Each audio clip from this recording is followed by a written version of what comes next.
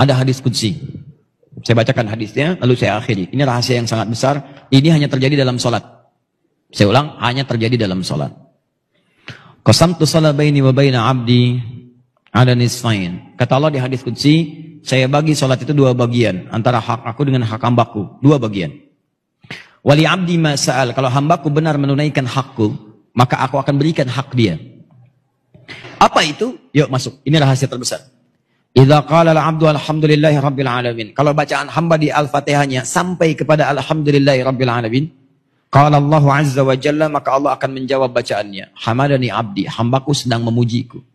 Makanya tadi ketika antum sholat, rasakan antum dilihat Allah. Dijawab tuh. Tapi kalau antum gak punya perasaan, dia lihat diawasi Allah, diabaikan.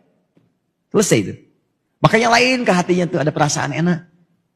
Wa idza qala ar-rahmanir rahim, jika dia sampai pada bacaan ar-rahmanir rahim, qala Allah azza wa jalla asna alayya abdi, hambaku sedang menyanjungku, kata Allah. Wa idza qala maliki yaumiddin, kalau hambaku sampai pada bacaan maliki yaumiddin, qala Allah azza wa jalla majjadani abdi, Allah menjawab majjadani abdi, hambaku sedang mengagungkanku. Terakhir. Wa idza qala al-abdu, kalau hamba sampai pada bacaan iyyaka na'budu wa iyyaka nasta'in, ya Allah, sekarang ini kami sedang ibadah, salat. Wa iyyaka nasta'in, dan sekarang kami sedang punya permohonan, ya Allah. Kami ada persoalan, kami ada kebutuhan, kami ada masalah, kami minta, ya Allah, solusinya. Maka apa jawab Allah? Perhatikan jawabannya, beda dengan yang tadi. Qala Allahu azza wa jalla, rahasianya Allah langsung menjawab, hadza baini wa baina abdi, ini perjanjianku dengan hambaku. Wali abdi, kalau hambaku benar bacaannya sampai sini, sholatnya benar sampai di situ, masalah sekarang apapun yang kamu minta, aku akan berikan. Sekarang apapun yang kamu minta, aku akan berikan. Saya tanya pada Anda membacakan iyyaka na'budu wa iyyaka nasta'in saat ruku atau saat sujud? Jangan kelamaan, saat berdiri. Enggak ada orang ruku baca iyyaka na'budu wa iyyaka nasta'in. Allahu akbar, iyyaka na'budu wa iyyaka nasta'in. Enggak ada. Subhana rabbiyal azim, subhana rabbiyal azim bihamdi, subhanakallahumma bihamdika Allahumma ighfirli. Itu yang dibaca. Iyyaka na'budu wa iyyaka nasta'in saat berdiri. Jadi, berdiri saja. Kalau antum benar itu salatnya, baru berdiri begini, itu seketika antum butuh apa dikabulkan. Nabi Zakaria pernah minta dalam berdiri. Dirangkum di Quran surah 3. Tadi malam saya jelaskan ayat 38 sampai 39. Itu sedang sholat. Waktu sholat minta kepada Allah. Mintanya apa? Minta supaya istrinya bisa mengandung. Padahal secara medis gak mungkin punya keturunan. Karena istrinya divonis, maaf, menopause dan mandul. Kata medis gak bisa nih. Kata klinis mustahil punya keturunan. Gak bisa. Maka beliau langsung bermohon kepada Allah. Tinggalkan pendapat manusia, itu tanda Allah yang memberikan langsung tanpa pendapat manusia lagi. Maka beliau sholat. Dalam sholatnya minta kepada Allah. Hunalika da'a Zakaria Rabbah. Diabadikan di Quran. Di mihrab itu Nabi Zakaria bermohon kepada Rabbnya. Qala Rabbi habli min ladunka dzurriyyatan thayyibah innaka sami'ud du'a. Ya Allah, mereka mengatakan aku gak mungkin punya keturunan. Istriku punya keterbatasan. Karena itu saya mohon darimu saja ya Allah. Engkau pasti mengabulkan doa hamba. Ya Allah, pengabulanmu tidak terbatas. Kalau pada yang tidak terbatas pemberiannya tidak mengabulkan, kepada siapa lagi hamba mesti memohon? Engkau pasti mendengar doa hamba. Kalau pada yang maha mendengar tidak mengabulkan, kepada siapa lagi hamba mesti panjatkan? Itu sedang berdiri. Berdiri bahasa Arabnya qaimun, sedang sholat yusolli, baru selesai doanya. Turun malaikat langsung nyampaikan. Ayat 39-nya.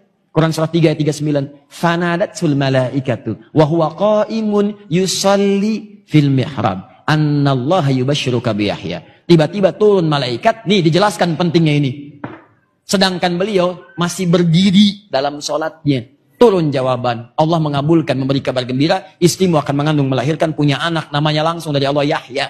Sosok yang hidup, yang mustahil menurut manusia. Bayi terlahir dari rahim seorang perempuan yang menopause dan mandul, kata Allah, gak ada yang mustahil bagiku. Jadi dan hidup dia.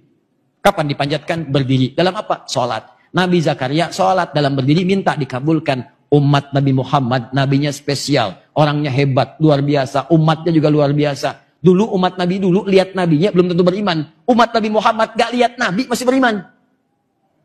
Kurang apa lagi? Nabi Musa itu banyak umatnya. Kelihatan nabinya ada, gak beriman juga. Dibebaskan dari Firaun. Firaun ini tenggelam sampai ke bawah tuh. Begitu bebas dari lautan itu, Firaunnya sudah wafat, sudah selesai seketika. Musa, tolong dong cariin Tuhan lain. Bayangin. Nabi Isa kurang apa lagi? Mukjizatnya dahsyat. Yang tidak ada dengan izin Allah. Sakit tinggal diusap. Orang ke dokter ini diusap.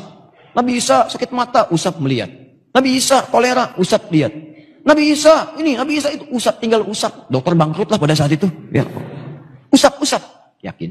Kedua, ini yang paling dahsyat. Menghidupkan yang mati dengan izin Allah. Ada persoalan, hidup dengan izin Allah. Hidup, naik lagi, berdiri. Ngasih tahu persoalannya, wafat lagi. Dengan izin Allah. Sampai sebegitunya, nggak yakin juga dicari-cari nabinya. Mau dibunuh. Bayangkan, Anda bayangkan. Umat yang melihat, masih ingkar juga. Umat Nabi Muhammad beda. Nggak pernah lihat nabinya tuh kayak kita sekarang. Kalau di zaman Nabi melihat Nabi beriman, itu biasa. Nih, kita nggak pernah lihat. 15 abad dah lewat. Bahkan ada yang mimpi pun nggak pernah lihat. Masih mau beriman. Maka Allah berikan yang spesial untuk umat Nabi Muhammad. Nabi Zakaria sholat, berdiri, minta dikasih. Umat Nabi Muhammad sebelum sholat 5 kali sehari. Kata Allah, saya tunggu. Kamu mau minta apa, saya kasih. Cuman pertanyaannya, banyak yang tidak minta pada saat itu.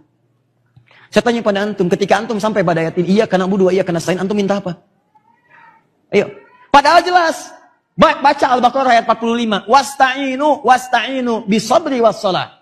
Kalau kamu punya masalah, minta kepada Allah solusinya. Bisabri, terima dengan sabar. Wassalah, saat sholat minta. Wasta'inu, perintah. Cara mintanya nasta'in. Kapan kalimat nasta'in itu muncul? Dalam berdiri. Iyyaka na'budu, ya Allah sekarang kami sholat. Kata engkau kalau punya masalah, lakukan sholat. Sekarang kami sholat. Wa iyyaka nasta'in. Kata engkau wasta'inu. Sekarang kami nasta'in. Sekarang kami minta. Kata Allah, ya, kalau bagus sholatmu sekarang, minta. Apapun yang kamu minta, aku kabulkan.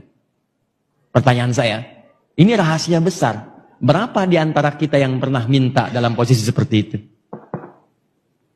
Nah, sekarang Ustaz, kalau kami ingin bermohon kepada Allah, ingin meminta, minta ya Allah, minta. Bagaimana caranya? Apakah langsung kita ucapkan? Ataukah kita sirkan dalam hati kita permohonannya? Ataukah kita pilih ada isyarat ayat-ayat lain yang kalau dibacakan, Allah kabulkan. Ada rahasia besar. Yang kalau antum bacakan satu kalimat ini, apapun yang antum butuhkan akan dikabulkan seketika. Ketika antum butuhkan itu. Apa bacaan itu? Nanti dalam episode berikutnya kita akan bahas.